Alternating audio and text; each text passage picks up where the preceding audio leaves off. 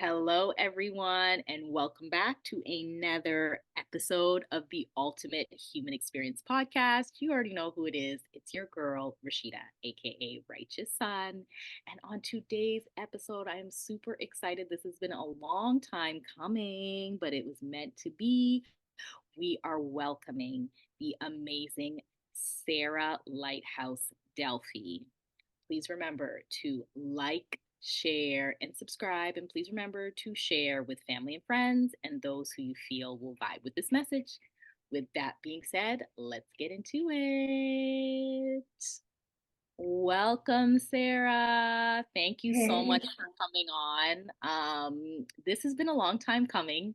We've had conversations before, but we are also both moms and we know what we want to prioritize. And let's be real, that is our family. And to me, family comes first, especially when it comes to your kids. And if you're doing your own healing, and you're on that journey, you know that you're bringing them along with you. They're just doing their own little separate things, but the fact that we can come together today is a beautiful thing. So please, can you share? This is what the human experience is about. So share what you feel you want the listeners to know about Sarah. Mm. I am so happy to be here. Thank you so much for having me. And yes, it has been a long time coming, but everything happens exactly when it is supposed to. So I'm so happy that we're able to be flexible and to flow with our daily lives, with our, spiritual healing and growth, as well as helping even our children break these generational curses and things that we deal with on a daily basis that try to stagnate us and keep us in past narratives, right? So I'm so thankful to be here. My name is Sarah, the Mediterranean Goddess, and you can follow me on Lighthouse Delphi on YouTube. That's Delphi. And that name just comes from my ancestors. It's a place in Greece where the ancient oracles are from, and that runs in my blood. So I am an oracle.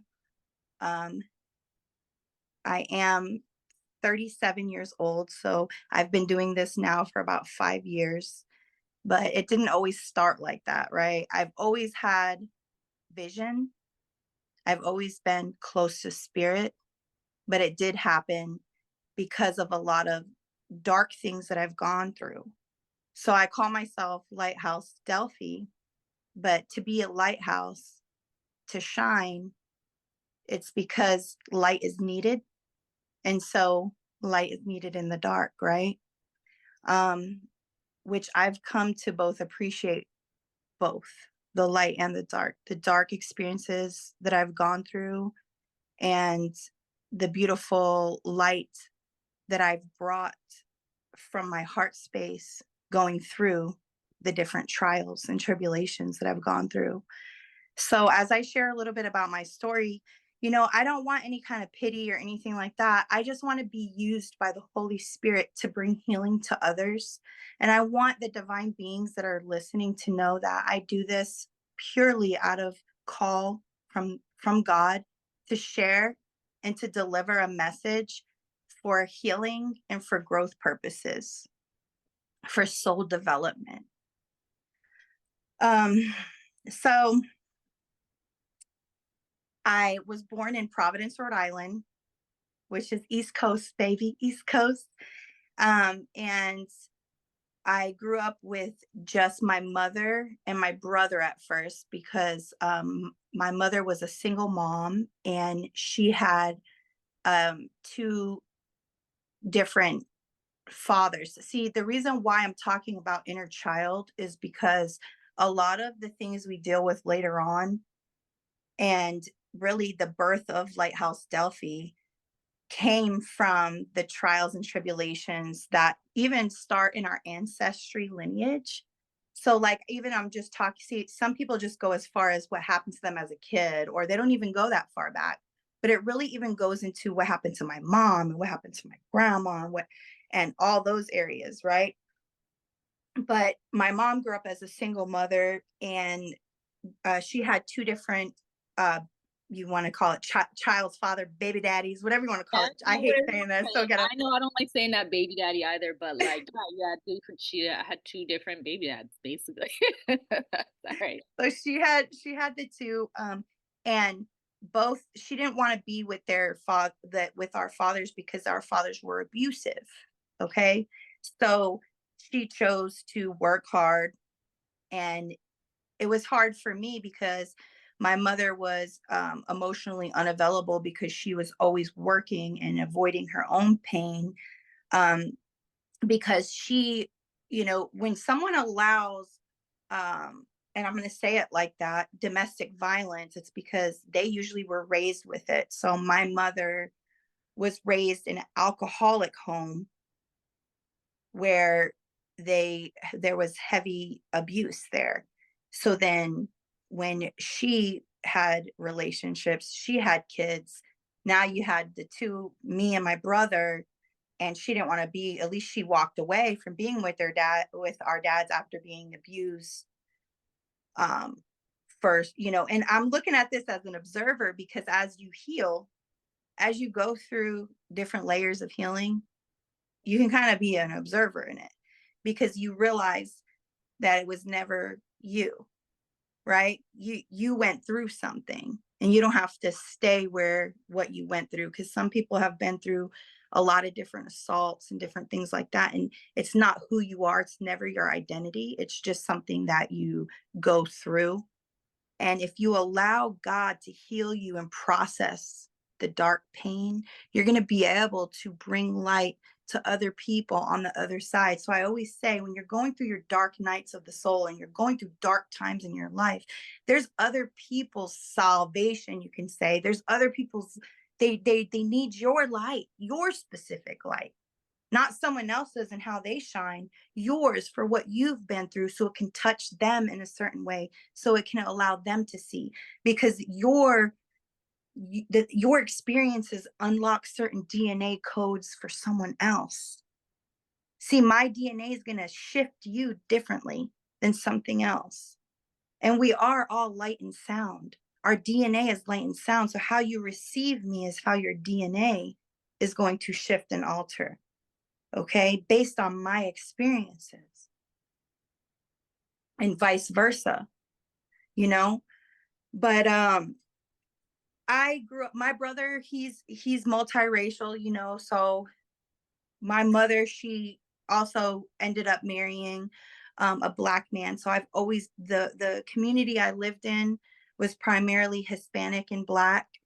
And when I was about 7 or 8, she got married, and I lived with black men, and we went to, our church was primarily black and Hispanic people, Dominicans and Puerto Ricans. And I always say that, you know, though, like, to me, they were my family, like the Tainos. Like, I feel like I got adopted by different ancestors. I know that sounds weird, but I was, at that point, I was adopted by different ancestors, and they loved me and I loved them. And it helped me be so strong, because what ended up happening was I was very I was emotionally neglected by my mother, and my brothers were physically and at times sexually abusive to me. My stepfather, was physically abusive to me. So I wasn't safe. I was the only girl. I was being taken advantage of. I was told also to be quiet, keep my mouth shut. And so I never vocalized any of these things. I was also heavily brought up in religion. And so there was an aspect of like guilt and shame with these experiences, these experiences that I've had of being abused in pretty much every way possible. And then, as I got older, I had dealt with rape, and I had dealt with other uh, violences when I got into relationships with my kids' father, and I was dealing with domestic violence. And, I remember getting really sick because at that point, I'm pregnant. I'm in abusive relationships. I've had all this trauma as a child, and I didn't know how to deal with everything. I just felt like, am I such a shitty person? But God, I love you, you know? And I remember always feeling a voice of like the truth of like, no, this isn't right. Like, this isn't like, this is like this. And it was almost like I was being gaslighted to not see things for what they actually were. And so I remember um my last pregnancy, because what I did was I repeated the pattern of those before me. I had three kids with three different fathers, and they were abusive as well, and I ended up leaving them. But the third the third one, he wanted me to have an abortion because he had already had six children. Okay. And um that's who I like to call my karmic flame, because he had six children with like four different baby mamas, and there I am with three children with three different baby daddies, you know. And the funny part is I was never a hoe. Funny part is I was actually very um particular with who I was giving my body to. And I thought I was safe because I was giving my body to people that I'm like in a long term relationship with. But that's not the case. I was still giving my body to the wrong people, the wrong person. You know what I'm saying? It could be, you could only have one partner, but if it's the wrong fucking one, it's the wrong one, you know? And I dealt with a lot of pain because um I'm trying to slow down here, because when I had got pregnant with my first children, I was high risk pregnancy because I found out that I had some autoimmune conditions. I have lupus, and I had developed diabetes, gestational diabetes. So I became unhealthy. And so I was still trying to like work out. But what happens is, when somebody goes through so much trauma, it gets stored in their body. And if they don't know how to release this stored trauma and understand that this trauma is not part of them and it's not them, allow it to pass through them, they absorb it all. And I had absorbed it all my life. And it came a point in time where like my body just like couldn't take it anymore. And I am not going to lie, whenever he asked me to have the abortion, I even thought of it because I already knew the condition of my body. And I'm not, here to condemn anybody, whatever, their beliefs are.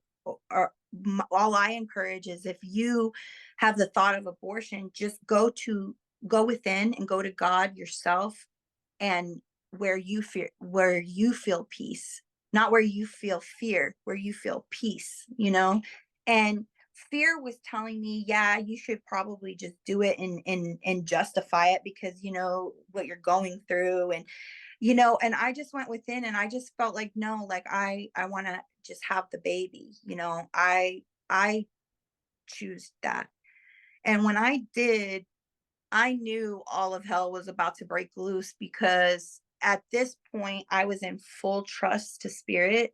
I literally told spirit, like, I'm done with everything. You're in control. I don't want any of this, of anything. And whenever I had my son, I ended up dying having my son.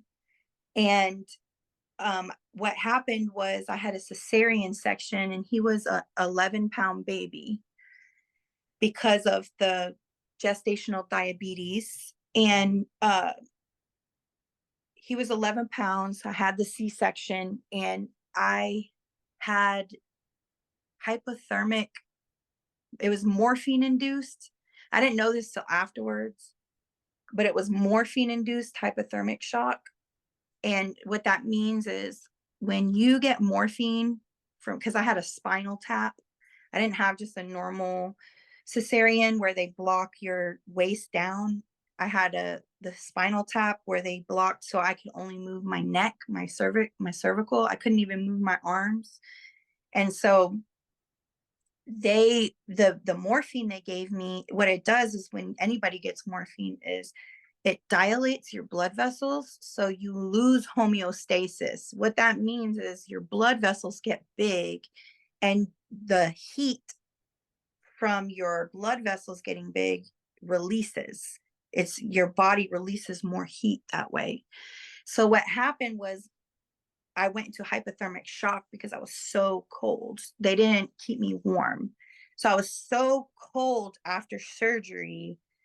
Like I'm cold right now thinking about this and talking about this. Like I feel like I want to shake because I was so cold that I went into hypothermic shock. And all I remember was being hot. I remember telling the doctor, I'm so hot. This is how all I remember. I'll tell you what I remember. Um, so I needed some ice chips really bad. I was in the room right after the operation. So I was in like the recovery room and I was so hot. I was like, nurse, can I have some ice chips? And she was like, no, you just had surgery. You can't have ice chips. And I said, I'm so hot. And then I remember like a little bit later, I was like, "Can I take off my clothes?" And they were like, "No, don't take off your clothes." I remember that. And then all of a sudden, I remember my mom. She started yelling in the hallway, like blah. All I heard was her yelling, like "Open the door!" And she started yelling in the hallway. And then I heard her say, "Her heartbeat is too low." I heard her say that, and then I must have passed out. I remember coming back to and my mom was praying for me at my side. And I felt somebody lay on me. I thought it was an angel. I thought it was my mom, but she said it wasn't her. She said, I didn't lay on you because I told her, thank you for laying on me. She said, I didn't lay on you. And I said, oh, I guess it was the angel. But I died at that moment. I saw the ocean. That's what I saw. I felt at complete peace. There was people playing in the ocean, families. I didn't know them, but I was about to go and enjoy myself. And I heard my mom call my name, but I just kept walking towards the water. And then she called my name again, and it sounded like I was a little kid in trouble. So you said, let me come back. I turned around, and when I turned around, I was back in my body. And they ended up getting like a bear, they call it a bear hugger, which is like they put hot fluids in my IVs. They gave me um, a blanket that blew hot air on me. And then that's when the anesthesiologist came after and told me, you had morphine induced hypothermic shock. And I said, why was I so hot? And they said, well, you know how like people in the mountains, when they get so cold, you don't know if you're cold or if you're hot. And so that's why you find them naked in the mountains because they get so cold that they're hot. So that's what was happening. Basically, that's how I have died. When I came back it was difficult raising my children with certain health conditions.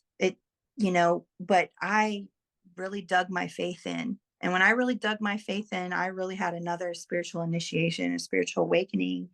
And that's when I created Lighthouse Delphi. That's when I created, Mediterranean Goddess. That's when my actual ancestors came to me and was like, this is what it is. This is your gifts. These are your purpose. This is what you're supposed to be doing to minister, to help others, to give messages, to, use your gifts. I've gotten way more initiations, way more downloads. So I'm just, I'm here to continue to heal myself and my lineage as I help heal other people and heal, their lineages, help them heal their lineages. So all of us as a whole can really come together in this beautiful healing and love and unity and understand that, we aren't what we've been through, that we are enough in who we are, and we should be able to express ourselves wholeheartedly and really just, honor ourselves, just like spirit honors us for our good heart. Like when you have a good, beautiful heart like that, that no matter what life's trials bring to you, that you just dig your feet deeper in your faith. That's what source is looking for, you know? So that's why I'm even here doing this podcast with you. So thank you so much for letting me share my story. Thank you for sharing that. I have noticed that, like, and what I'm learning is that it is important to share our stories, if not with others, but even with ourselves. Because I feel like so many people, like what you said, will bury their stories because of shame, because of guilt, and in a lot of cases, because people say, zip it, we ain't gonna talk about that. And then we hold on to it out of fear that we might be in trouble, like something bad will happen to us if we say something. And we carry it into our adulthood. And I mean, we're both moms. Now that I have kids, my kids express themselves on every level. It's Good. like they don't hold anything back. And I learned so much from them in terms of like where they are. I'm saying this because even though our children are experiencing life in a different way, they still hold little pieces, like what you said about lineage and in the DNA. They still hold little pieces of our ancestors and even of ourselves. Those small little moments where you're like, oh, that's weird that you say those type of things. Like, I'll be honest, my girls, I'll say more my girls. My son too, he's had moments, but he's 17 now. So I feel like as they grow up, they start to learn a little bit more about themselves. They start to gain confidence in that. But they've had moments where they are not happy with themselves, like low self esteem. It goes up and down depending, which is so interesting because I raised them in a way that's like, you're this, you're beautiful, all these things that I was never told growing up, right? I was never told anything because I don't know if I can say it's back then or whether it was cultural or just in my personal family life, but never wanted it to go to my head. So my mom had said to me, like, I never said you were beautiful because I didn't want it to go to your head. And I was like, oh, as an adult, I was like, Mom, I kind of needed that. I had Yes. to learn that within myself, how Or beautiful. even simply I love yous or hugs. And now you would know this because you grew up in the Black community. Like, we don't do those things. We don't say, I love you. We don't hug. We don't show those things. And it has come up many times for me in my thoughts where I'm like, wow, colonization is a real thing. I try to live in just my everyday. I don't want to say that I don't combine those things, but as I get older, I start to realize those little pieces of how our ancestors grew up, those who were in slavery, weren't even allowed to show their authentic self out of fear of dying, out of fear of what retribution, anything. And then Correct. it passed all the way through until now, right? Where we're Yes, and and the more we know about ourselves, like you said, like the more you get to know yourself, because like I realized like my grandfather grew up in Greece during the wars and he was orphaned. And then it's like, okay, well, why did I have feelings of abandonment? Okay. So this goes way back, you know. So like the feeling certain feelings you have aren't even yours. They're really ancestors and they're desiring to be released, you know? And that's why it is important that like you have your kids being able to speak freely. The thing is though is a lot of the times also people don't want to express because it's easier to not. It's easier to just say, okay, those things happened and that's, you know, that's that or whatever. And it's like, no, like it's harder to be brave. it's harder to stand in your power and be like, let's talk about these uncomfortable things. Let's heal from these things. Let's, what can we do different, when these things do come up for the next generation, or whatever it is. So, How does so now that we've done that, I love how we're going into this conversation. How have you dealt with that for yourself in your healing journey? Because you've expressed that you grew up in an abusive household, same as myself. I grew up in that way. And what's interesting is I didn't have a conversation with my mom, but I don't even know how we got into this conversation. Oh, we were talking about now it's prevalent now in society every day is that people are going through a lot of mental health and they don't have anybody to express it to, whether they are experiencing judgment from others, they're holding on to it, and then they are then wanting to commit suicide. I know some people use the mm, word alive, but like we're being real here, people have wanted to commit suicide or they've done it to others. So then my mom then said yesterday, which was like light bulb note to self, which I always knew, but it was like she said a family member of ours had wanted to do that.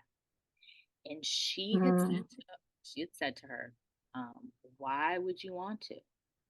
And her response was, well, I would no longer then be a burden to. mm, And then my mom's response was, well, at the end of the day, her response was basically like, why would you want to do that? And in the end, it's very selfish.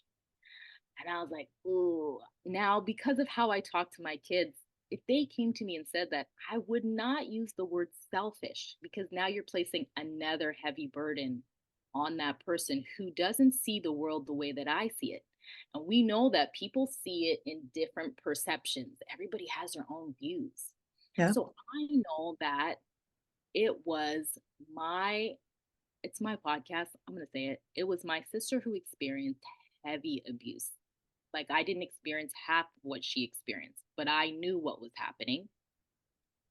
So I knew why it led to her wanting to do that. And my mom experienced heavy abuse, but she is more, I think sometimes when people go through abuse, they then become you go through the victim, but then you also become hard, right? yep, You have to morph that into something else. So then yep, you say, well, if I've experienced it and I'm still here, then you're going to be okay, kind of thing. yeah, So I was like, I kind of think that's not the best thing that you could have said to her because now she's, as a kid, you're telling her this as a kid, yeah, you're being selfish, when in her mind, that's not what she's thinking. right. She's actually thinking that would help others. Right. And that would not That only just help others, but help herself to not have to deal with the pain of what the she experienced, right? Yeah, I'm so happy that you brought this up. I just have to say because it's so suicide is such a close um subject to my heart, because I've dealt with suicidal thoughts. I have never attempted it, but I have had friends in my life commit suicide, and also um attempted and wasn't, tried several times and wasn't even, didn't even, couldn't even do it. And then I had people that attempted it and it's happened to them. But really, why it's so close to home is because I've dealt with suicidal thoughts myself. And suicidal thoughts, you know, take it how it resonates. What I'm going to say, guys, but I'm a very spiritual person, so I'm going to describe it in a spiritual way. But depression is on a very low spectrum of consciousness. So with depression comes shame, guilt, and all these things that are so separate from who we actually are and who God is, because God is love, right? And we are love, which is the highest vibration of consciousness, joy, love, peace, right? And so the enemy, the devil, low vibrational energies, demonic energies, they feed off of us being depressed. And that's why I said we are not our, we, the biggest thing for us to understand is not to identify with the things we've gone through, not to identify with the abuse. Yes, I've been through that abuse, but damn it, I'm a survivor. I've been through that abuse. That abuse is not me, because what happens is people, we take this abuse that we've gone through and we think that it is us. And then we get psychically attacked basically with all this demonic depression and these thoughts of unworthiness and these thoughts of I would be better off dead. And then to get you to act on it, the pressure when you're in that, in those moments, are so dark, because you literally feel like it would be beneficial to everyone around you if you were gone. And the the pain of your life is hell. So you're living in a consciousness of hell, and you're literally being harassed by demons. And it's like, you have to know your power. You have to be like, I am love. I am not the circumstances I've gone through, you know? And that was like paramount for me, because that's how I defeated that. Because it's so close to my heart. Look at what I wear. This bracelet says "Out of Darkness," and it's made by the Americans for Suicide Prevention, the AFSP.org. I wear this bracelet, and whenever I was suicidal, people were telling me that that would be selfish to your kids, you know. And this was before I even went through my near death experience. After I went through that, now it's like, yeah, I'm thankful to be here for my kids. I'm thankful for the purpose that I do have. Because I had to separate my traumas from my soul. See, the traumas try to merge with your soul, and it's like the one of the last messages I gave is, let your dark night of the soul remind you of your victories and not your pain. Because people, we go through dark things and it reminds us of our pain and our pain, and if we dwell on our pain, we're going to become suicidal. Yeah, we're going to want to off ourselves, and some people even go as far as doing it, even because of their sexual orientation or whatever, you know. And it's like, you have to separate yourself from the trauma and your actual soul. I wanted to do I told a friend of mine I wanted to do a thing called, I already named it. God already gave me the name. It's called Suicide Speaks. And I want to go to the main places where people commit suicide in the world. Start off in America, because that's where I'm at. I know you're in Canada. One of the biggest, where I want to start, my first one I'm going to do it at, because I am called to grid work. Eventually, I'll do grid work. I don't know how or when. I got kids still. I don't know, but I know I will eventually do that. And the point of grid work is to release the pain in the earth, in Mother Gaia, in those areas. So as you release the pain in those areas, then it not only releases the pain for me and my lineage, for you and your lineage, but also for Mother Gaia, for all of Earth, to just release it. So there's particular spots that are higher in suicide than others. Like, most people, a lot of people in America, they go to the Golden Gate Bridge to commit suicide. So that's where I want my first Suicide Speaks. I want to go there, and I want to spread light on that spirit of suicide, because we are all made perfect. Okay, we are all made perfect. Like, it doesn't even matter what you've done. Like, this makes me want to cry. Like, it doesn't even matter what you've done. You could be the scum of the earth, but if you have an ounce of heart and an ounce of forgiveness, at least a self love for yourself, have a little. That's why love starts out in yourself, loving yourself, you know, to understand that you have worth, and that God can make something beautiful out of your life. Then you can give that back, you know. And I really feel like there's a lot of strongholds in that area. And I'd like to go there, ring some bells, you know, just really get some energy moving and speak the truth of what it is that people that go through suicide or suicidal thoughts, they really feel rejected by themselves. They have a self rejection. And it's like, source didn't come to give you condemnation or self rejection. source is here to show you what the light is and how beautiful it is, and it's okay. You are not your darkness. I always say the cave is where you go process. The cave is where you process. It's not where you live. You Mhm. go to the cave to process, then we gotta come out. Cause see, I like being in hermit mode a lot. I'm always like to myself a lot because it's a place I go for grounding, for processing, but it's not where we live. We have to be able to separate the two. And then I think people will really get set free and not be wanting to hurt themselves, not be wanting to take their own lives, really seeing the value in their life. If other people don't see the value in your life, you got to see the value in your life. You got to see the value in your life. You got to get to the point, and when you're that low, you're just, you got to be able to build. It's just one step at a time, one day at a time, one moment at a time, one step at a time, one thought at a time, thinking, no, I'm not going to think those thoughts about myself. I'm not my abuse. I'm more than that. I love how you said that piece of like that I go to that space to process, but I don't live there. Like, that's beautiful because the truth is, yeah, a lot of people live in that space and they don't even know sometimes that they're there. They just are walking through it every day and not You know what realize. I just heard? I heard some people are so avoidant, and I'm not trying to talk about anybody in particular, but you had mentioned some people that they'll be living in the cave and they'll just dress the cave up. They'll be hanging pictures in the cave, trying to make the cave look, Look it looks nice. beautiful, don't it? We ain't in the cave. We You- ain't in the You're right, though.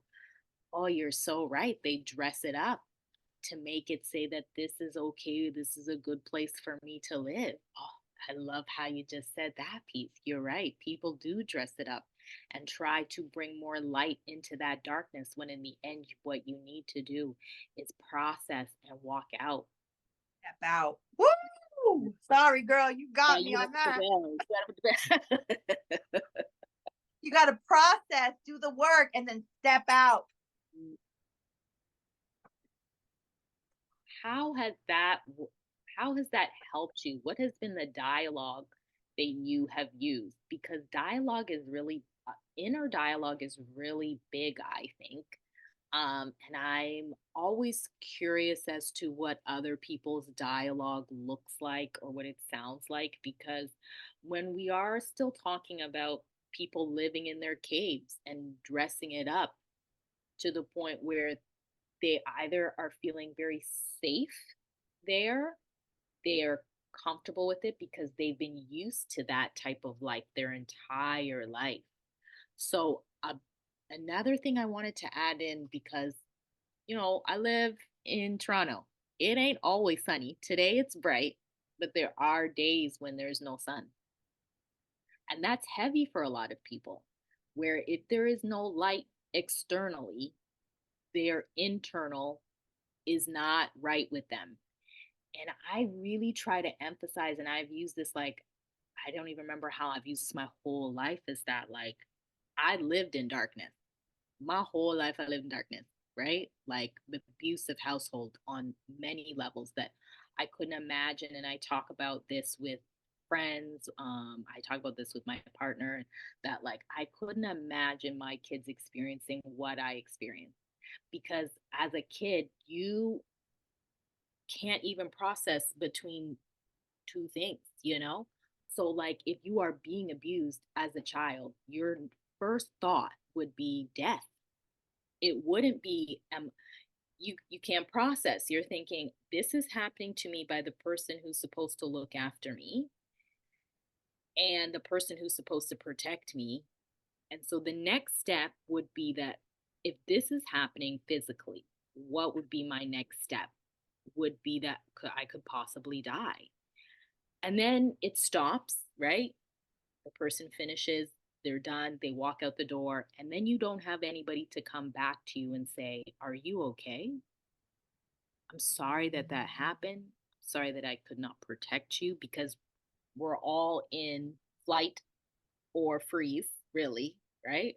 flight, fight, or freeze. And let's be real, in an abusive household, you're not going to fight because you're too afraid. So you're going to freeze.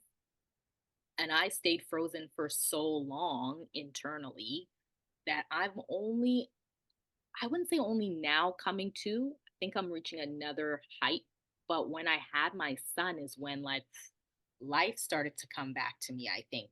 And I didn't even realize how rigid I was and perhaps how long I was living in that cave, Mm. dressing it up. And then I have my son, and something I think when you birth a child, whether that is, it doesn't matter if it's vaginal or C section, but when you have that experience, it does bring life back into your body. And that's when I started to come alive again and say, like, there's so much more. They brought so much light to me. I want to come out of this cave now because I can't teach them in the cave. I got to come out and teach them what he's teaching me about all of the beautiful things that I perhaps took advantage of, the plane in the sky, the clouds, the birds flying overhead. Those things brightened me up. And the more I had kids, the more I started to evolve even more into who I was and what my purpose was. So, like, what was that dialogue for you that allowed you to say, like what you said, I'm not going to live in the cave anymore. I'm going to come out. What a great question. No wonder why God has you doing this podcast.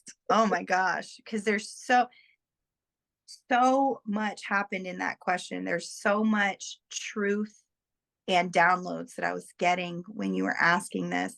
Because, first of all, like you said, when people go through things, a lot of the times they're in fight, flight, or freeze, right? When we're talking freeze, it's like they don't want to use their voice, they don't want to, right? They're frozen. But fight or flight, also, we're talking about PTSD here. And most people that go through trauma, they have those physical symptoms of actual like post-traumatic stress disorder. They've been so stressed that their body physiologically acts a certain way when when certain things, it might not even come up, but it's like almost something that could trigger it, and it's like, ah, you know. I had a friend of mine walk through. I told him my front door is open, you can come in, and when he came in I freaked out. Right? It was a trigger because of actually having being in domestic violence relationships, trying to get away, having my front door kicked in. So even though I set myself up to say, hey, the front door's open, I knew I cracked it open, I was trying to test myself also to see where I was at. See, some people, we we go through these levels of healing too. I'm just asking you to be patient with yourself as you're going through levels of healing, because I'm an active healer and I still am going through certain healing. And like I said, I did trip out on my friend. I said, hey, you should have said hello or knocked before you came in. And he's like, I thought you just said, and I'm like, yeah, but you should have knocked, bro. Knock. So I still saw that I still had some fight, flight, freeze in me, that post traumatic stress. And what that is not only like your body reacting, right? Fast heart rate, adrenaline start going. So your body's acting like that. You're getting stressed out, but it's also your thought life, your dialogue, right? So when you were talking about dialogue, you also mentioned inner dialogue and external dialogue. And the reason why this is so important is because when you go through certain traumas, your brain is wired. You have certain neurosynapses happening there that are subconscious, that are not you consciously thinking these things. It's subconsciously from the traumas you've been in, and you have these racing thoughts or these bad thoughts that aren't even true. They don't have a lick of truth. So it'll be like those thoughts of unworthiness and things like that, that are, or maybe things that people have said, that external dialogue, people maybe have said bad things like, oh, you're ugly, or you're fat, or you talk too much, or whatever people say, and then it becomes your inner dialogue. So then your inner dialogue is basically this dialogue of post traumatic stress. So it can lead to mental health, which I have dealt with depression and anxiety and suicidal thoughts, like I had mentioned. And people are afraid to talk about these things because they're taboo, you know? And so a lot of like our parents didn't talk about those things because it's like, oh, well, if you have a mental health disorder, then you're actually weak. No, actually, you're not. A lot of people have gone through a lot of things and they just have to learn a new pattern of thinking. Okay. So this is where the cave process comes in. This is where the real hard work comes in. Because if my brain is thinking a certain way and my body is reacting a certain way because of the trauma I've been through, first thing I need to make sure I take myself out of traumatic environments and I have a safe environment for myself. Now that I've created a safe environment for myself, my boundaries are in place. I'm not allowing people to walk all over me and walk all over my boundaries. I'm protecting my own self. And with that is a lot of work. You have to learn daily on a daily basis. Okay, just because this person is my kid, they still can't overstep my boundary. Just because this person is my mom, they still can't overstep that boundary. Just because this person is my significant other, I'm still keeping that boundary in place. And it's to keep your own self safe. Once you have that safe place, then you can recreate a new dialogue. And a lot of it comes through inner healing, healing the thought process, but it's repetitive. So yeah, it's affirmations, but you can't just say, see, people want to just say affirmations all day. I'm this, I'm that, I'm this, I'm that. But where is it anchored? You have to anchor that into some factual belief. So it's like, that's why I say look at your dark nights and look at your traumas and use them as victory and not as pain. Because you can say, oh yeah, I went through that abuse and I know who the fuck I am.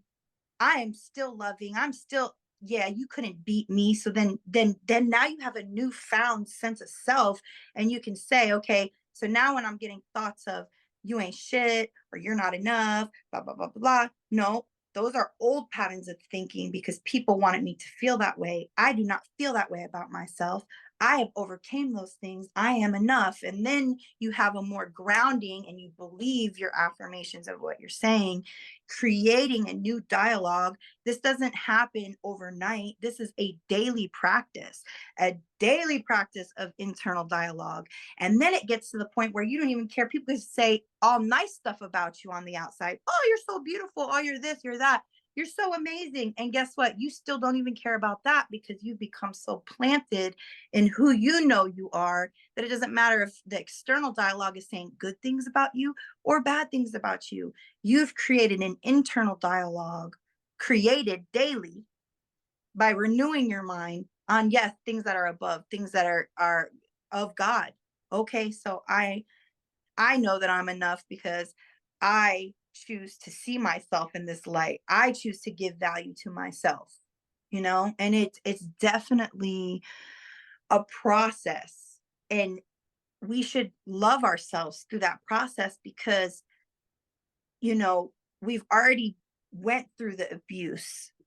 And what I found myself doing at first too is like, I'm like abusing myself to heal. And I'm like, wait a minute, I'm trying to rush myself. Like, let me just take the time, give myself grace, give myself compassion, and love these dark areas of myself and the things that I've gone through on a daily basis. So daily, when I have thoughts of anxiety or have thoughts of fight or flight or freeze or don't use my voice, because trust me, there are still attacks on my when I'm on YouTube and I'm trying to help others and there's still people are like, I don't like you. And it's like, okay, that's great. Block or don't give it any attention because it's trying to trigger inner things that you might have already healed or maybe that you're in the process of healing, and you can't allow that. You have to know who you are confidently and keep those new um I call it like a it's like neurosurgery almost. It's like a brain surgery because every time these things are going to try to come up, because you have to rewire your subconscious. And so that's what I do. It's a lot of work. It's a daily thing. And every day I get better, better. My mind gets more, um it's like I'm understanding the truth more, the truth of who I am, the truth who we all are. You know what I'm saying? So I love how you said the process. That's a big piece because I do think that people want to rush. We want to get from point A to point B. Almost like what you said, we want to, and so many people out there, we want to push aside that dark stuff because that stuff made us sad, that made us feel pain on levels that we're like, never, we never want to feel those things. Now we're adults and we're like, I don't want to feel that stuff. And yet it still comes up in certain situations, right? We still get triggered. And I definitely am feeling like the divine spirit always tries to test us in those moments because in order for us to be able to be our full self and to be able to help others and to even just be in your authentic Brie has all cleared and now you've got a clear path and it's almost like we don't know what to do with all this clear path that we now have. So sometimes people are just like, well, if I don't even know what to do with it, maybe I'll just go back here because I am used to this, rather than saying, hey, this clear path actually feels comfortable and yet uncomfortable at the same time.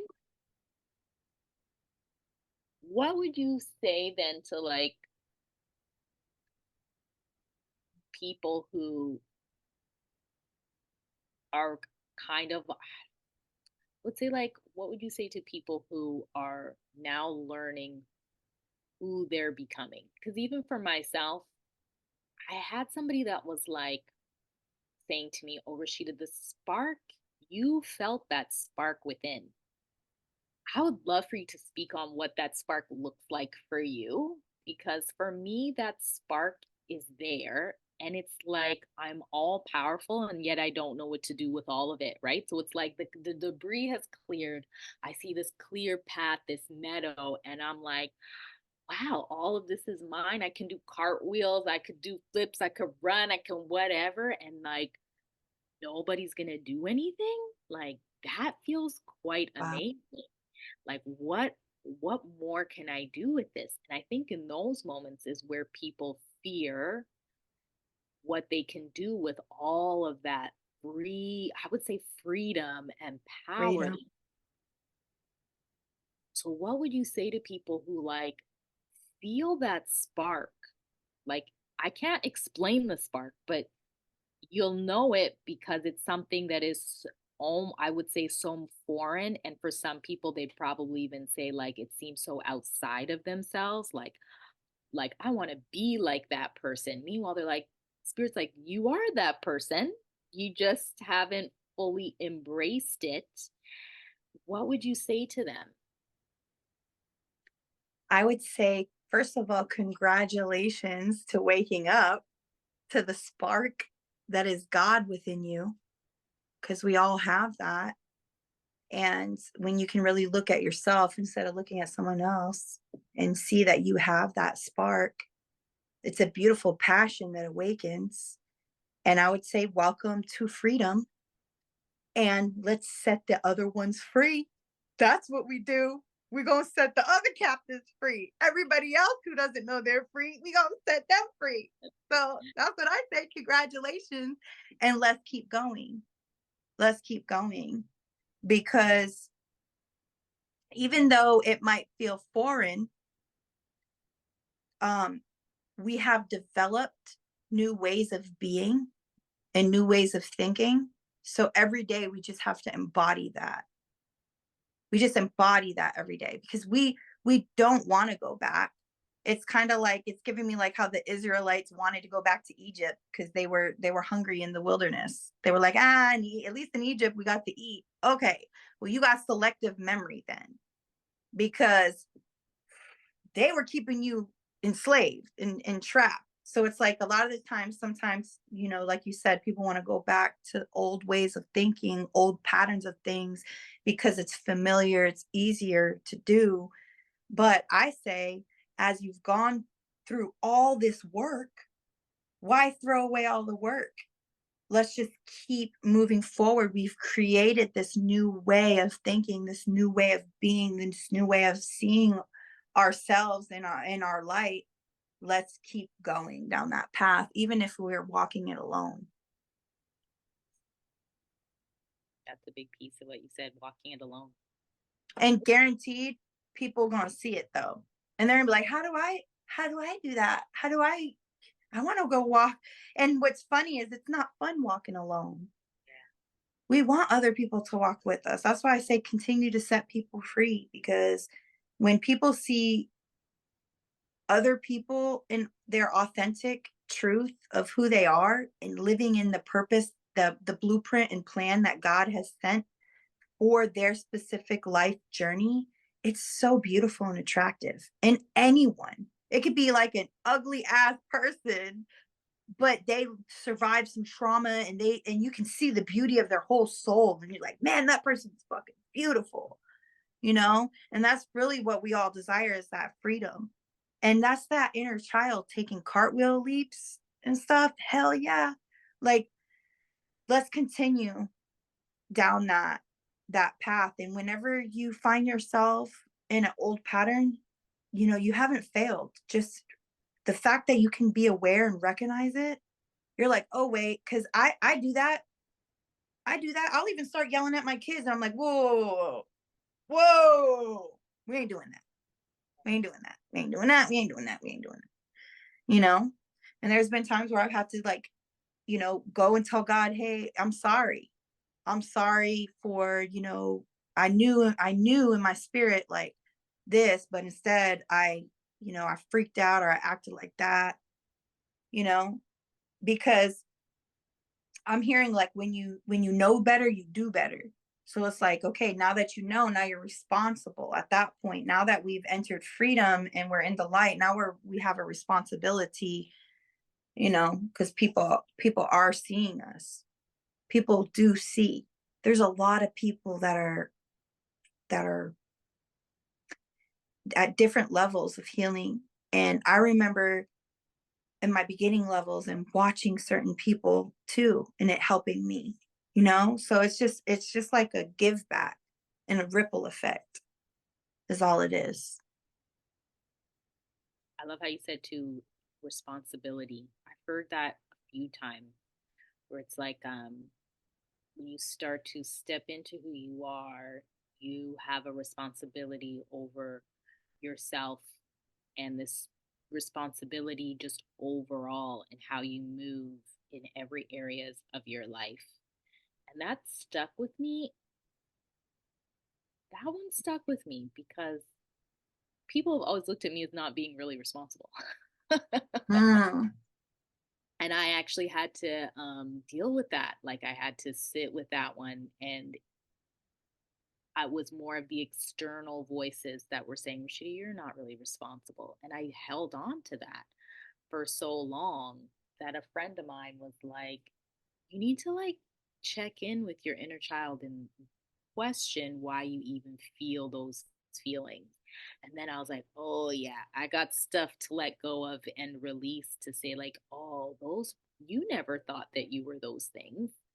Other right. people thought that you were those things. And then you carried that with you and thought, like, no, I'm not really reliable. I'm not responsible. And it's just even, and that just like came about recently for me, like maybe about a month ago, where I was like, "Ah, I need to sit more with my inner child and start to really have those dialogues with the things that I left quiet." And like what I said before, I definitely found an inner space within me. That cave, I started to dress up my caves because I thought that's my safe spot. I know nobody can touch that. And yet, even through those moments of it not knowing that nobody could touch it, I still wanted the light to shine. And that now, through doing episodes like this, doing podcasts, is where I'm like, this is where it's supposed to. All those times when you wanted to speak up as a kid, but it wasn't allowed to happen or it wasn't validated. These are the times now where you can share and be so free that that even just gives a voice to the inner child that wanted to say so much and couldn't because nobody would have gotten it anyway, right? Mhm. That's so beautiful because, and it sometimes it's not even us like going, because some people are like, how do you go into your inner child, and like how do you do that, like how do you know what I mean?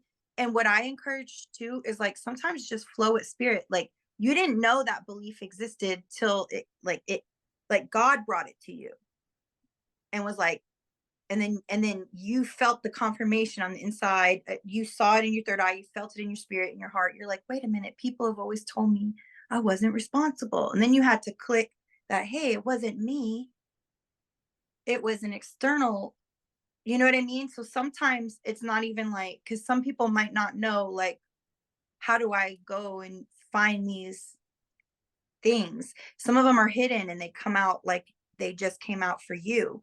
And then at those moments in time, they're divine appointments that God uses at those moments in time. See, it wasn't supposed to come before. That's why I said, don't rush healing, because people want to, oh, I want to go heal my inner child and go heal my, and okay, so you can only find so much, but then at some point in time, God's going to bring something to your face, and then you're going to see it, and then you're going to be able to, and then you're going to connect the dots, and then it's going to be for that divine appointment at that divine time, you know. And it's beautiful because something similar happened to me. Like my mom used to always say she wasn't creative, and for some reason, because she said she wasn't creative, I took on the belief that I wasn't creative. And whenever I started using I was always spiritual, but when I started using my spirituality and become very creative, because I've always wrote poems, wrote music, sung, but I still wasn't creative. And then it's like, okay, now I have decks of original oracle decks that you can buy, that I created. It's like, oh, I am creative. You know what I'm saying? And it's like, oh, spirit wants to even use my creativity for the light and the glory of most high, so that people can have healing. So that's even more special to me, because it's like, oh, the enemy wanted me to think I wasn't creative, and it was like a seed planted, just like yours was, like you're not responsible, like no, like at any point in time you can blow up those enemy narratives, is what I call them. They're like psyops, you know, could blow that shit up. They're like Mr. Andersons in the Matrix or whatever, where they like come and they're like blah blah blah blah blah. And like, nah, boom, I'm the chosen one. Ah, like I know who I am, and so, but it is these triggers and things, they happen though a lot of the times at certain points when our subconscious is actually ready. Because sometimes, yeah, we aren't ready, you know. What makes us different, what makes, I call it, a royal being, what makes a divine being different is, some people, they hear that and it's in their face and they choose not to address it. They choose to live with the old narrative.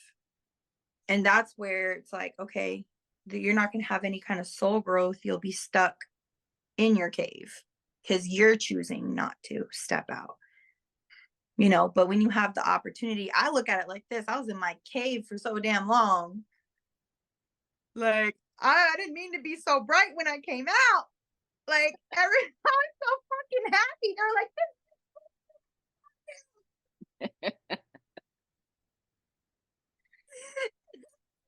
sorry, do you know what it's like to be dead and then now feel alive? Like, I can't help it. And that's why, like, when you shine your light, people will be intimidated. People won't like it. It will make them feel uncomfortable. And my advice to you is to do it anyways. Be you anyways. Use your voice anyways. Use your creative expression, whatever it looks like. It won't look like a lot of people's.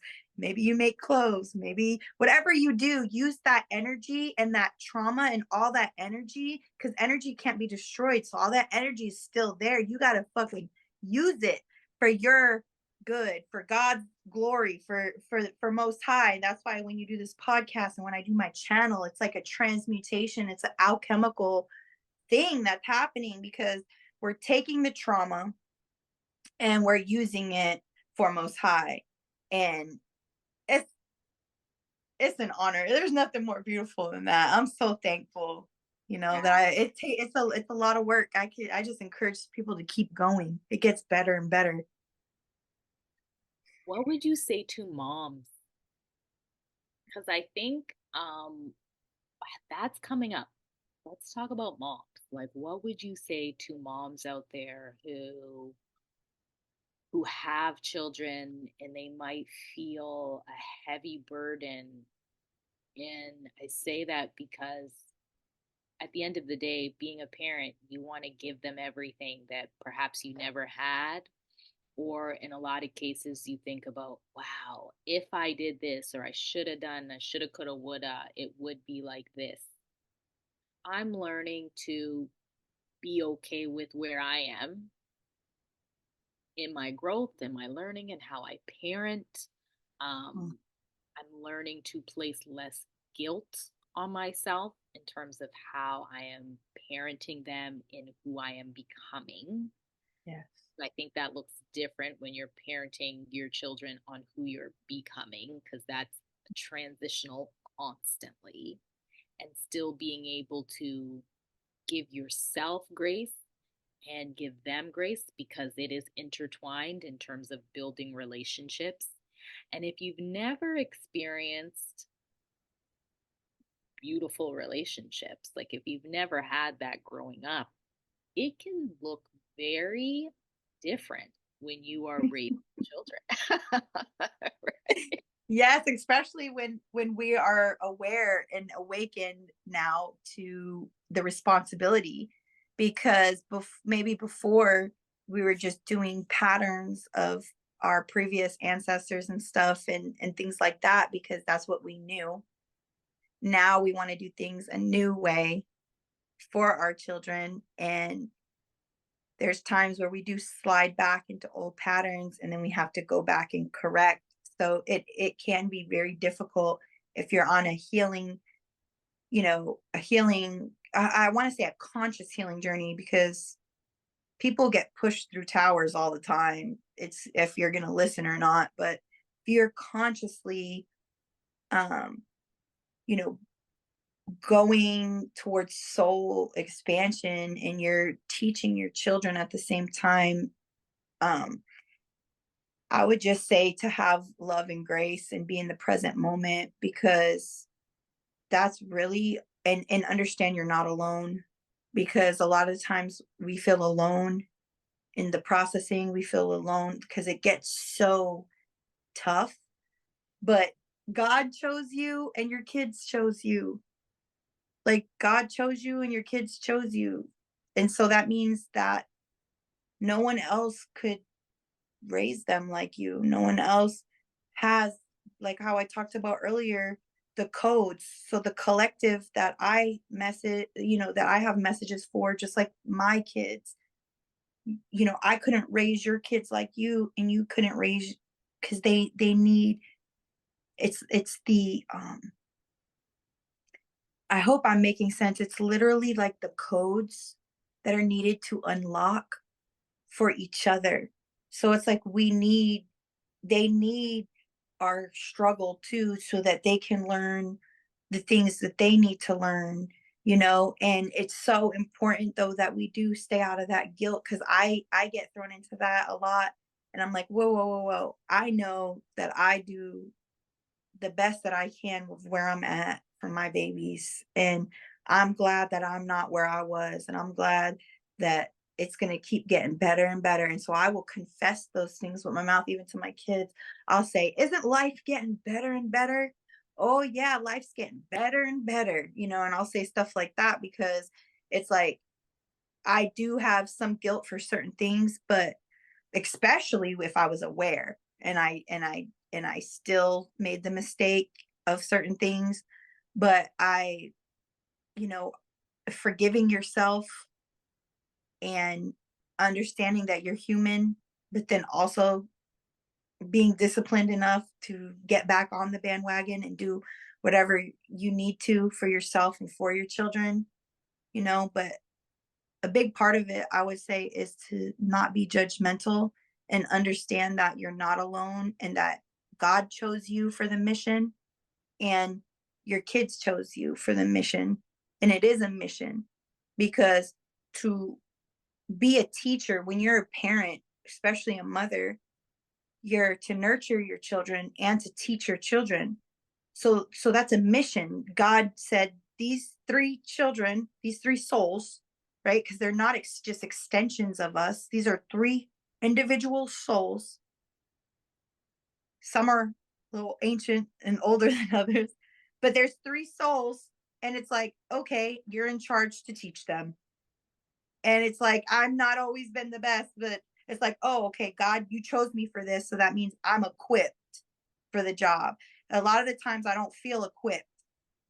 There's the external dialogue and how we talked about the internal dialogue. It will come of like, you know, you can't provide them with enough, or they should have this, or even if maybe you weren't patient enough, or all these things. And I've even had external, I've had my kid's father be like, you're a piece of shit, mom, just because it's like they're so jealous that I'm stable. Like, you're so jealous that I'm stable and I'm doing this, that you have to try to down me in any way, like whatever you could say bad about me. And it's like, thank God I don't listen to any of that anymore. I know that I'm equipped. Okay, God, you give me the tools. So I say pray a lot and ask for like patience, ask for direction. Definitely a lot of patience. It takes a lot of patience to raise kids because a lot of the stuff too that they do is stuff that the karmic shit you did. So it's like you Yeah. gotta just help them through the process, and be present. And really, I've been trying to like tap into my inner child more too, like when I'm with them, instead of always being the adult figure, because I'm always like I'm a single mother. So it's like I'm the mother, I'm the father, I gotta be all that. And it's like sometimes I just let myself drop down and I'm my inner child with them. And that's when I have my most fun. And I've been trying to allow that happen more. We were dancing the other night, and I just became 8 years old. I was like 8 years old dancing, like, and it felt so good, And when you do that, actually, your kids, it creates a really beautiful bond because it's almost like you allow yourself just to be a spirit. You allow all the responsibility and everything that we talked about to kind of just wash away, and you're just in the present moment, just being you. Like kids are always themselves. They pick their nose, like they fart, they you know it doesn't become until they're older where society has tried to mold them into something where they're like, oh, I'm not supposed to, oh, oh, farting is bad. I gotta go, have manners or whatever. You know what I mean? But they don't even know. They don't know about color. They don't know about anything. And that's why God says that He wants us to be like children, to have a pure heart like children. You know.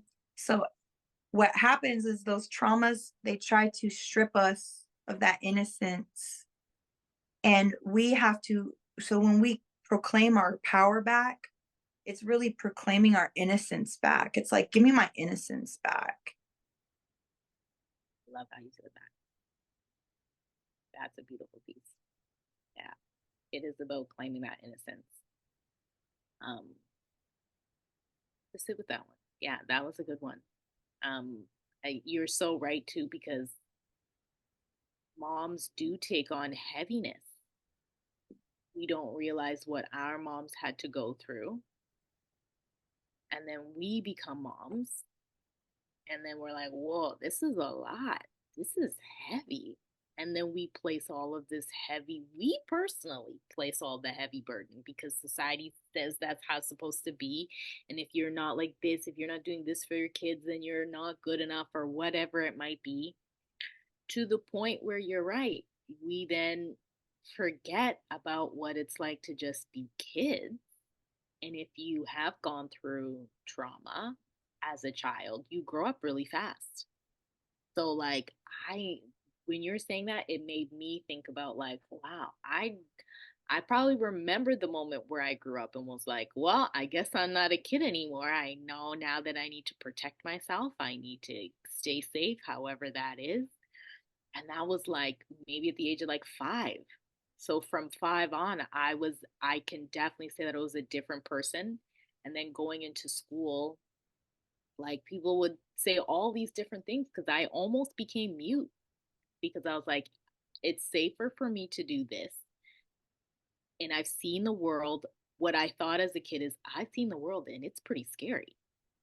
So innocence then gets stripped away and you become an adult. And then you just get harder and harder over time. And then you have kids that softened me, but yet still came back with the hard because then you've got, for me personally, it was like my mom saying, like, well, now you have kids, like, now it's your responsibility. You got to take care of them. You got to, what you gonna do, Rashida? Like, Oh constantly going, yeah. what you gonna do? And I was like, I don't know, like, this is a new experience for me. I'll just try to figure it out myself.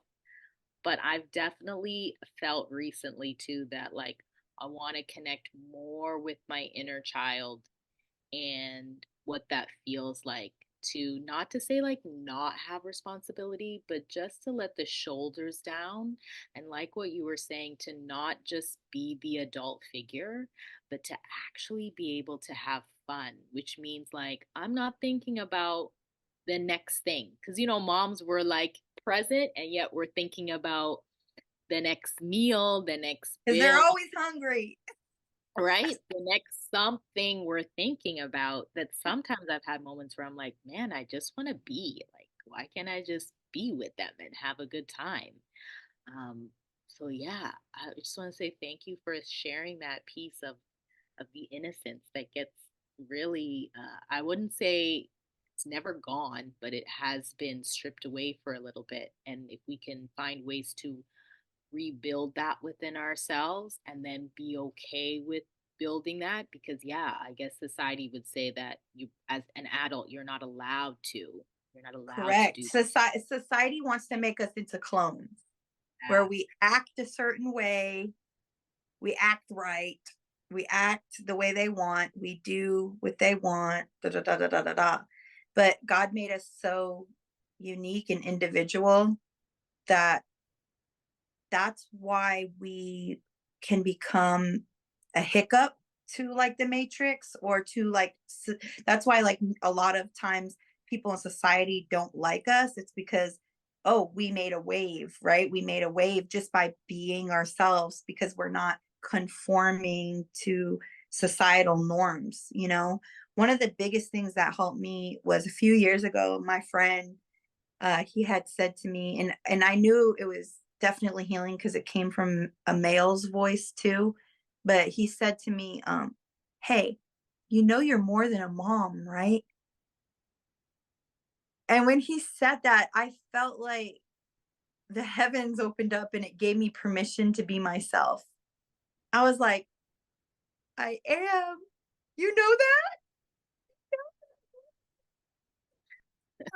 It was so groundbreaking for me because at that moment I started allowing my imagination to come back.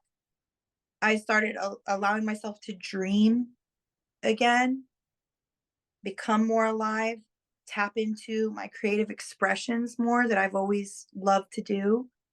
And it was so groundbreaking for me because it was a part of self care that I was missing.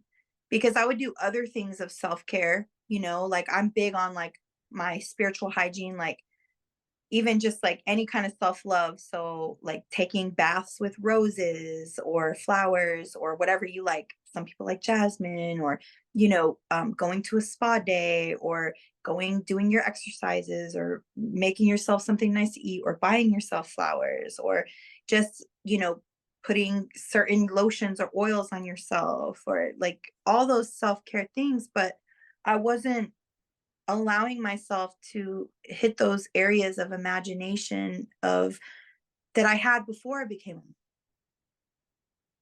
It was like, oh, Yeah, it was because when I was a child, I went through so much trauma and I was forced to grow up, and society wanted it that way because society doesn't want us to have an imagination. God forbid we have too much of an imagination, we might get shut down, you know? And so just be ready for the resistance when you tap into those parts of yourself though, because people, they're like, wait a minute, she's talking about the human experience. You know, aren't we all supposed to just go to school, go to college, get married, have a kid? And it's like, no, that's a lie. That's an illusion. Most people, even people that have got to have it that way, still have had a lot of different difficulties that have came up and things they've had to overcome, you know? So, understand that you're more than a mom or a dad or a parent. You're multifaceted. You have multi hats, and allow yourself and your imagination and to dream again. Dream. I love how you said that too. We're still in Pisces season too, so like Mm, feel that the dreaming piece is like high. I don't want to say it's heavy. I want to say like it's lingering around. And I think definitely tapping into people saying like it's okay to dream big. It's okay to have those dreams. They're not false. They're not false. And as we move into Aries season, I hope for so many people out there that those dreams, well, they will come to fruition, but it's through the healing, it's through growth, it's through connections with people like these connections here. This is like the honestly, the gems that you dropped today are the things that stick out to me. And I'm gonna, it's act like what you said before, it's activating my soul even more. yes. Ooh, she said some And stuff. Now I and when gotta, you said the spark, I have to say this. When you said the spark, when you were talking about the spark earlier, that's what Aries is all about. So for those that don't know that are listening to this, if you guys want any kind of like readings, I do oracle readings and tarot readings. And when you talk about the spark, you're talking about the wands, you're talking about the action energy, the inspiration, the passion that's within you. And so when I heard spark earlier, I heard Ace of Wands, and then now you're talking about taking a dream and making it a reality. And so there is an action that needs to be taken. So whoever's listening to this, take heed to the actions that source is asking you to do. He asks us all to do things in different seasons of our lives that are going to benefit us later on. And a lot of it might be even disciplinary stuff. Like me, I've been walking 5 days a week. I've been walking, and it's like these certain things it's going to help later on. But taking that dream that you have, then taking that action, that inspiration, that passion, that Aries, and bringing it into fruition, because we truly are the hands and feet of God. That's why it is important to have these relationships and to activate one another, because if we don't do that, okay, we can have our relationship with source, but then that's just benefiting you and source, so right. Yeah. and it's not going to give full fulfillment. Full fulfillment would be, okay, now what are we doing, God? What are we co-creating together? you know Well, Sarah, I don't even know. This can go on for forever. We got to do this again. I'm going to end it there because I think that's a beautiful way of ending it when we talk about the human experience. I love how you even touched on that piece of like, you can't, yeah, okay, well, what is it if it's just you and source? It's not to say that it's not nothing, but in order to expand, you've got to have the human experience. And in order for that to happen, you need to step out of that cave and you need to connect with people. You need to trust that source will connect you to the right people. You have to also be open to receiving that and not being fearful of judgment, not being fearful of that inner dialogue or that external dialogue, but give yourself patience and grace to be able to move through it so that you can get to the clearing. and then communicate with others, because that is a human experience in itself. And I think sometimes we are missing that because, of course, we have the digital age. So everybody is very much behind their screens. And but these type of conversations, these type of human connections, which is not just a human connection, it is a soul connection, a soul experience, is absolutely needed to help people to grow and learn. Like this conversation, I definitely got to sit with it. And I love that because every time I do this, it activates something else. I'm like, okay, I get it, spirit. All right, this is where you want to lead me. So I want to say thank you. um how you've already plugged yourself, but I always have people plug themselves again at the end, and then I always put their information down below. So please tell everybody where they can find you and how they can connect with you, book sessions with you. Yes, everyone, if you guys want to connect with me, you guys are more than welcome to email me, and you can find all my information at my website. You can go to lighthousedelphi.com, or you can just look me up on YouTube at Lighthouse Delphi and follow me there. And I do readings on there. I always give messages. Sometimes I use cards, sometimes I don't.